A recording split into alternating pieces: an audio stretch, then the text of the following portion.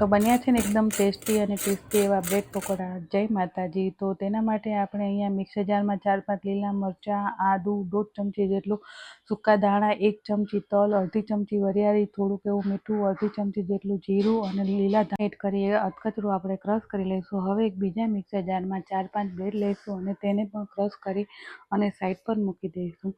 હવે મેં અહીંયા 4-5 બટેકા લીધા છે, તેને બાફીને રાખ્યા છે। હવે જે લીલો મસાલો છે એ એડ કરીશું। થોડા એવા લીલા ધાણા, થોડુંક એવો ચાટ મસાલો, અડધી ચમચી જેટલો ગરમ મસાલો અને થોડુંક એવું મીઠું નાખી એકદમ સરસ રીતે તેને મિક્સ કરી અને સાઈડ પર મૂકી દઈશું। હવે આપણે અહીંયા ચણાના લોટની સ્લરી બનાવીશું। તો તેના માટે મેં 4-5 ચમચી જેટલો ચણાનો લોટ લીધો છે। સ્વાદ પ્રમાણે મીઠું લેવાનું છે અને થોડુંક એવું અજમો લઈ સરસ રીતે ક્રશ કરી હવે એમાં થોડું પાણી એડ કરી અને આપણે એકદમ સરસ મીડિયમ થીક એવી સ્લરી બનાવી લઈશું અને તેને સાઈડ પર મૂકી દઈશું।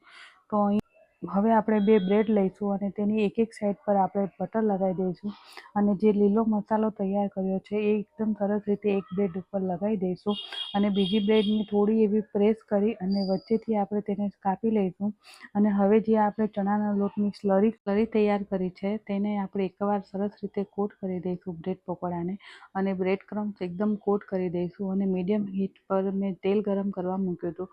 એ ગરમ થઈ ગયું છે તો આપણે એમાં એકદમ સરસ રીતે ગોલ્ડન કલર ના થાય ત્યાં સુધી આપણા બ્રેડ પકોડા તળી લઈશું। તો તૈયાર છે આપણા બ્રેડ પકોડા।